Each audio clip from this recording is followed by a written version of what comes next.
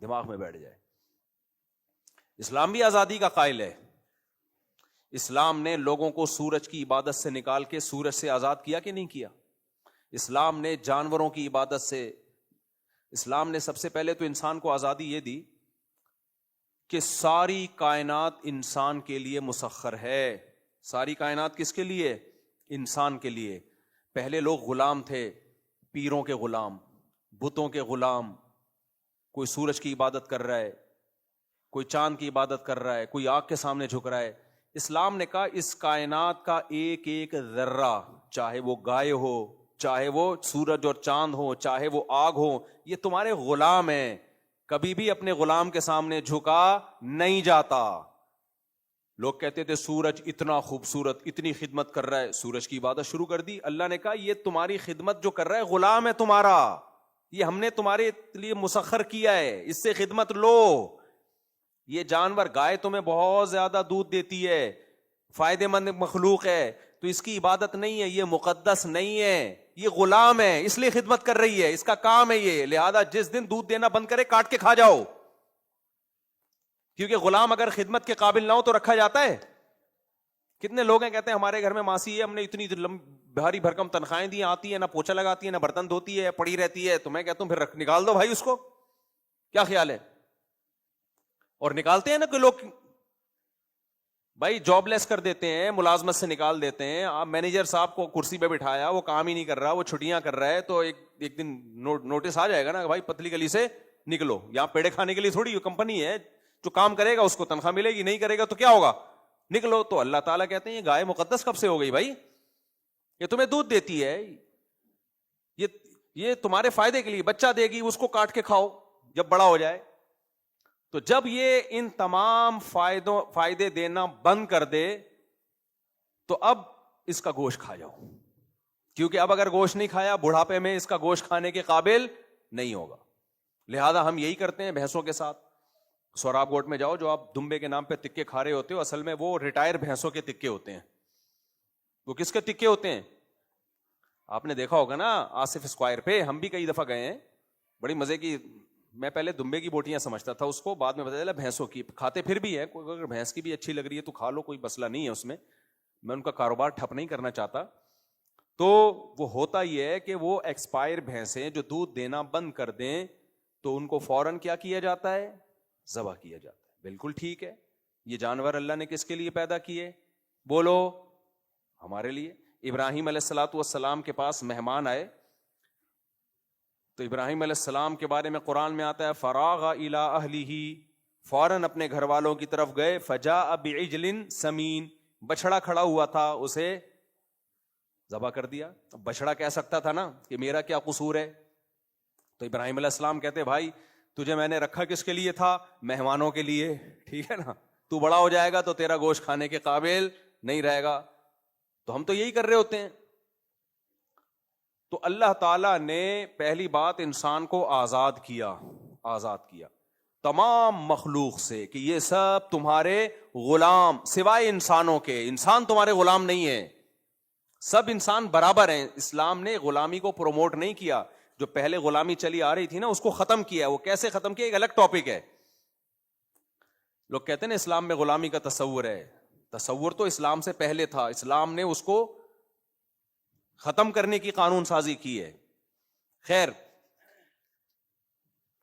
تو آزاد جن چیزوں سے آزاد کرنا تھا اسلام نے ہمیں اس سے آزاد کر دیا اور کہا کہ غلام صرف تم کس کے ہو؟ اللہ کے، جو سپیریئر ہے.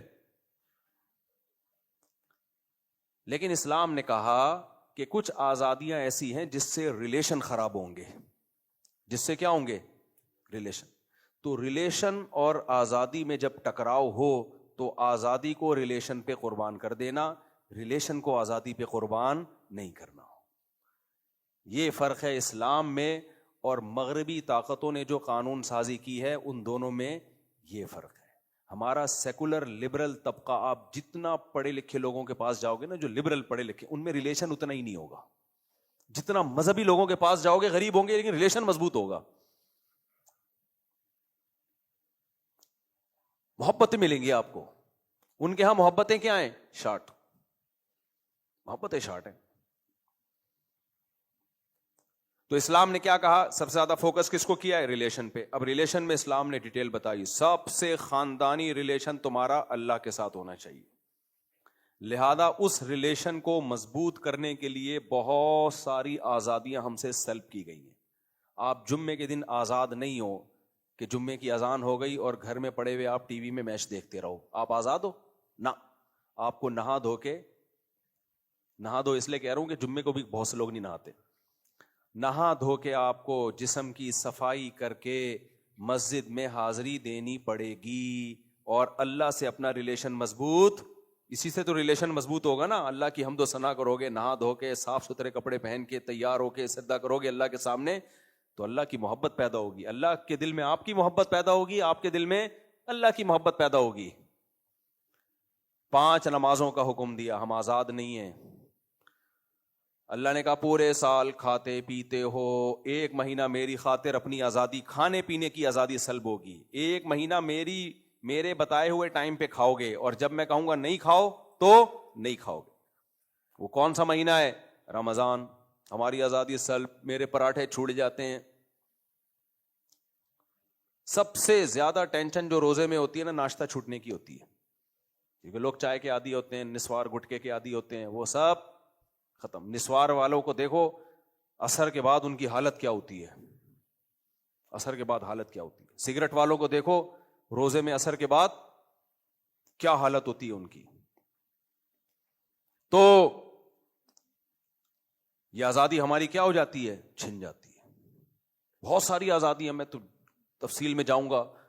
اس آزادی کو چھیننے کا مقصد ہے آپ کا اللہ سے ریلیشن مضبوط ہو جائے. کیونکہ آپ کو صرف آزادی نہیں چاہیے, ریلیشن کی بھی ضرورت ہے. آپ اپنے غم کس کے سامنے پیش کرو گے بھائی؟ اللہ کے سامنے پیش کرو گے. اگر آپ کا اللہ سے ریلیشن نہیں ہے تو اللہ تو ہے ہی نہیں آپ کی ڈکشنری میں. اللہ ہے ہی نہیں آپ کی ڈکشنری میں. آپ ڈپریشن کی طرف جاؤ گے. خودکشیاں مسلمانوں میں زیادہ ہوتی ہیں, غیر مسلموں میں زیادہ ہوتی ہیں؟ بولو. غیر مسلموں میں. اس لیے کہ ان کے غم کا مداوع کرنے والا کوئی ہے ہی نہیں, ان کا اللہ سے ریلیشن ہی نہیں ہوتا. وَاسْتَعِينُوا بِالصَّبْرِ وَالصَّلَاةِ, اللہ کہتے ہیں غم زدہ ہو 2 رکعت پڑھ کے اللہ سے مانگو. ہم نے تو 100 دفعہ تجربہ کیا بھائی, جب اللہ کے سامنے اپنی حاجت رکھو ایک دم ایسا لگتا ہے جیسے سر سے پتھر ہٹ گیا, کوئی بوجھ رکھا ہوا تھا وہ ہٹا لیا کسی نے. کیونکہ ہمیں پتا ہے کہ وہ غموں کو دور کرنے کی طاقت بھی رکھتا ہے اور غم میں اجر بھی دے سکتا ہے. مَن يَتَصَبَّرْ يُصَبِّرْهُ اللَّهُ, کیا زبردست حدیث ہے. اگر غم دور نہ بھی ہو, نبی نے فرمایا جو اللہ سے صبر مانگتا ہے نا اس کو صبر مل جاتا ہے. کیا مطلب؟ وہ غم رہ کے بھی برداشت آ جائے گی اس کے اندر. غم اگر دور نہ بھی ہوا نا تو اس غم کو برداشت کرنے کی طاقت پیدا ہو جائے گی. اس کی مثال ایسے ہے جیسے کسی نے آپ کے اوپر لا کے 20 کلو ویٹ رکھ دیا. اب آپ کی چیخیں نکل رہی ہیں, اسے ہٹاؤ اسے ہٹاؤ. ایک طریقہ غم دور کرنے کا یہ ہے کہ کوئی آئے اور وہ بوجھ آپ کے سر سے ہٹا دے. ایک طریقہ یہ ہے کہ آپ کو اتنی طاقت دے دے کہ وہ آپ 20 کلو آرام سے اٹھا سکو. تو مقصد تو حاصل ہو گیا نا بھائی. تو غم کا بوجھ جب سر پہ ہوتا ہے, جب آپ اللہ سے دعائیں مانگتے ہیں, صبر کی کوشش کرتے ہیں, یا تو اللہ وہ غم دور کر دیتا ہے یا آپ کو وہ 20 کلو کا غم اٹھانے کی آپ کے اندر طاقت پیدا کر دیتا ہے. اس غم میں بھی آپ مسکرانا شروع کر دیتے ہو. سمجھتے ہو یا نہیں سمجھتے؟ یہ پیکج کافر کے پاس بولو نہیں, یہ پیکج اس کے پاس ہے ہی نہیں. تو اسلام نے پہلا حصہ یہ بتایا کہ بھائی قانون کی جو بیس ہوگی وہ کیا ہوگی؟ مخلوق کا اللہ سے ریلیشن ہوگا. لہذا جہاں ریلیشن اور آزادی میں ٹکراؤ ہوگا, آزادی کو ریلیشن پہ قربان کرنا پڑے گا, جبکہ غیر مسلم اس کا قائل نہیں ہے. دوسرا اللہ نے کہا مخلوق کا آپس میں بھی مضبوط ریلیشن ہوگا. لہذا اس ریلیشن کو قائم کرنے کے لیے ایک دوسرے کے لیے قربانی دینی پڑے گی, کیونکہ محبت قربانیوں سے پیدا ہوتی ہے. اگر ہر آدمی نے انڈیویجول لائف گزارنی ہے, اخپل طریقے سے زندگی گزارنی ہے, تو ریلیشن کیسے بنے گا بھائی صاحب؟ اخپل سمجھتے ہو؟ دیکھو 4 دوست جا رہے ہیں, ہر آدمی کھانا کھا رہا ہے اخپل طریقے سے اور اپنے کھانے کے پیسے دے رہا ہے, تو یہ کوئی دوستی ہوئی؟ دوستی تو ایسی ہوتی ہے میں دے رہا ہوں تو نے نہیں دینے پیسے, دوسرا کہہ رہا ہے نہیں میں دے رہا ہوں تو نے نہیں دینے, تیسرا کہتا ہے ابے تم ہٹاؤ, پھر چوتھا اس کو آنکھ مار رہا ہے ہوٹل والے کو, ان تینوں سے پیسے نہیں لینا. کیا خیال ہے؟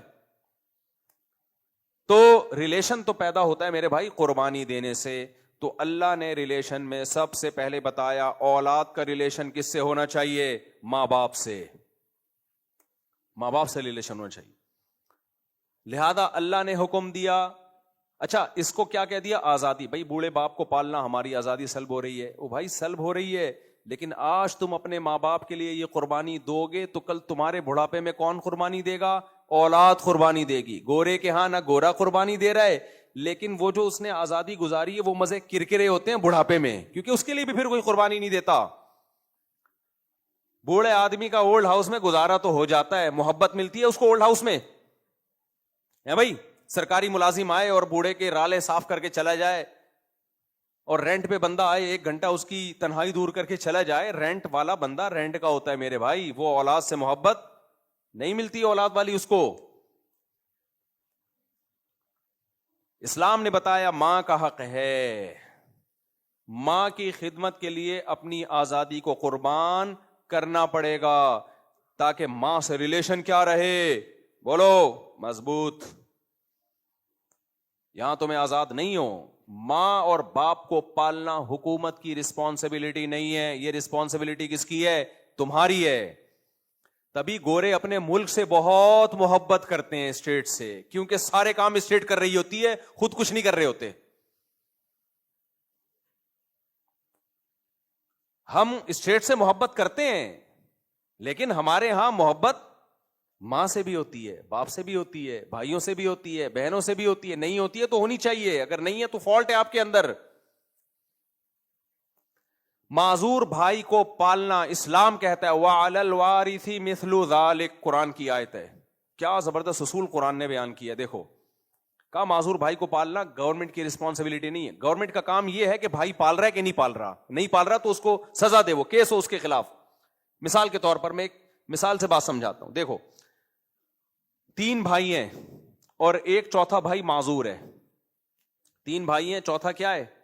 معذور، جو کما نہیں سکتا. شریعت یہ کہتی ہے باپ نہیں ہے ان کا، فرض کرو باپ کی ڈیتھ ہو گئی ہے.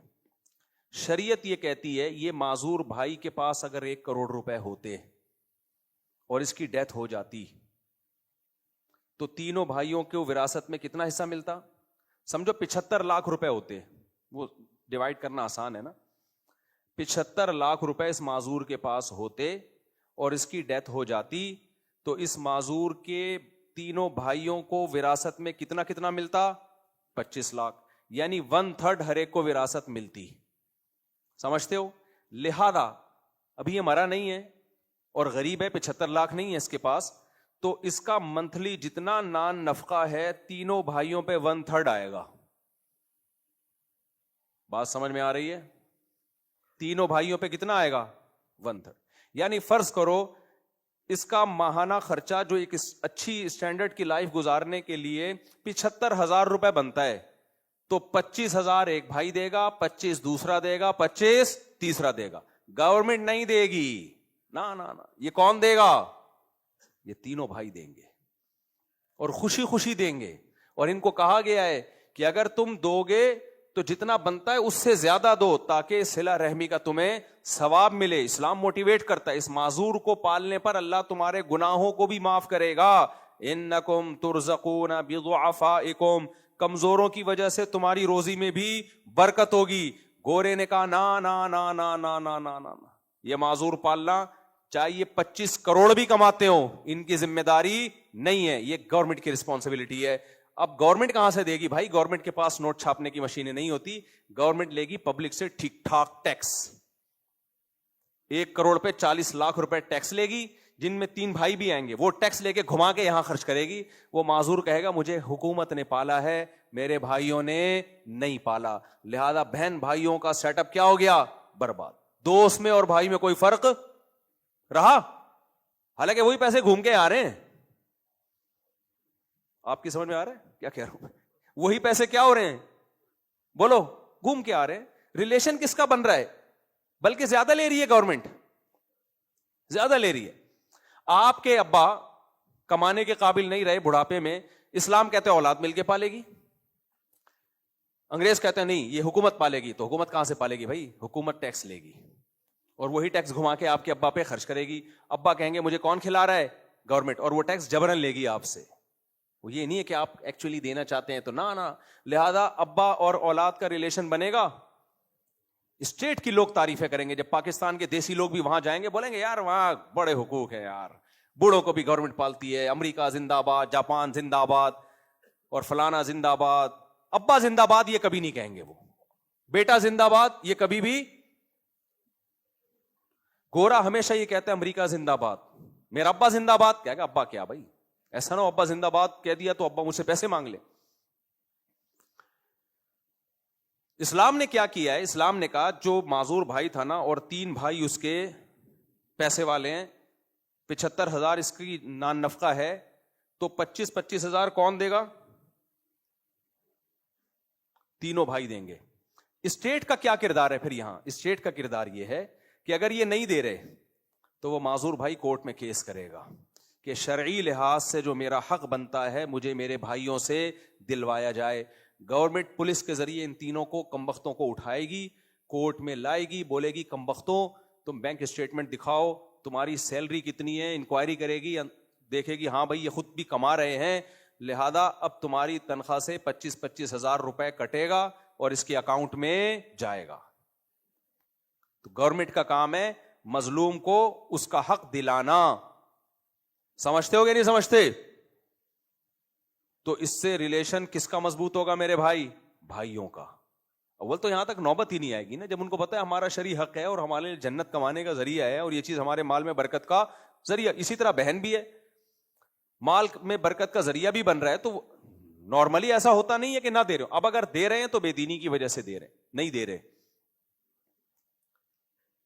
اور عورت کو تو اسلام نے ایسے حق دے دیے کہ عورت معذور نہ بھی ہو، بالکل ٹھیک ٹھاک صحت مند، اتنی پاورفل ہے جم جا جا کے کہ 6 بندوں کو گرا سکتی ہے، کما سکتی ہے. پھر بھی اگر وہ نہیں کما رہی ہے تو اس کا خرچہ کس پر ہے؟ والد اور بھائیوں پر. اب ایسی آزادی کہیں ملے گی بھائی؟ یعنی اگر کسی لڑکی نے ایجوکیشن حاصل کی، اور ایسے لڑکیاں ہیں جو بہت ہائی پروفائل ایجوکیٹڈ ہوتی ہیں، مجھے لوگ بتا رہے ہوتے ہیں ہماری بیٹی نے اتنا پڑھ لیا ہے کہ جیسے ہی ابھی کہیں جاب کرے گی نا ٹھک سے 4 لاکھ تنخواہ اس کی شروع ہو جائے گی. ایسی ہیں 4 لاکھ کیا 40 لاکھ کمانے والی بھی ہیں.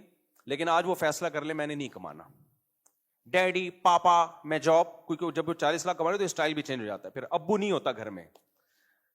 ابو تو ہم غریبوں کے بچے بول رہے ہوتے ہیں ابو، اور مجھے اچھا ابو ہی لگتا ہے یار.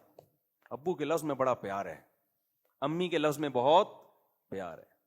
خیر آپ کی مرضی، آپ پاپا بابا بیکری کا جتنا بھی سامان ہے وہ آپ اپنے گھر میں رکھیں، ہمیں کوئی اعتراض نہیں ہے. لیکن ابو اور امی کے لفظ کو مت چھوڑو یار، انگریزوں سے متاثر مت ہو. ابو ابو ہی اچھے لگتے ہیں. ابو ابو ہی انگریزوں کے یہاں ہوتے نہیں ہیں، اس لیے انہوں نے تھوڑا سا یعنی اس ٹائپ کے نہیں ہوتے. ویسے تو ان کے یہاں کچھ ہوتے بھی ہیں، ایسا نہیں ہے کہ سارے بغیر ابو کے. تو عورت کو تو اللہ نے کتنی آزادیاں دے دی بھائی. یعنی اگر وہ کما سکتی ہے لیکن نہیں کما رہی تو اسی تفصیل کے ساتھ اس کا خرچہ کس پر ہے؟ اس کے بھائیوں پر. سب سے پہلے تو باپ پر ہے. اور کمال ہے باپ پہ تو اتنا بوجھ ڈال دیا کہ جب تک باپ زندہ ہے باپ کے علاوہ کسی اور پہ نان نفقہ ہے ہی نہیں. یہی تو باپ کے باپ ہونے کی اسلام نے پروٹوکول دیا باپ کو. دیکھو اگر معذور بچہ ہے نا اس کا سارا خرچہ باپ پر ہے. بھائی کروڑ پتی بھی ہو تو بھی اللہ کہتے کس پر ہے؟ باپ پر. باپ نہ ہو تو پھر بھائیوں پر آئے گا، یا باپ غریب ہے کما نہیں سکتا تو آئے گا. ورنہ اولاد کے نان نفقے میں اللہ نے باپ کے ساتھ کسی کو شریک نہیں کیا. یہ باپ کے پروٹوکول کے خلاف ہے. اللہ نے کہا باپ جب موجود ہے تو اولاد کی رسپانسبلٹی ٹوٹلی کس کے کندھوں پر ہے؟ باپ کے کندھوں پر. حتیٰ کہ بیوی کروڑ پتی بھی ہو، بچے تو بیوی کے بھی ہیں نا، پھر بھی اولاد کا خرچہ اللہ نے کس پہ ڈالا ہے؟ باپ پہ. تو باؤنڈ کر دیا نا، اس کی آزادی چھین لی کہ نہیں چھین لی؟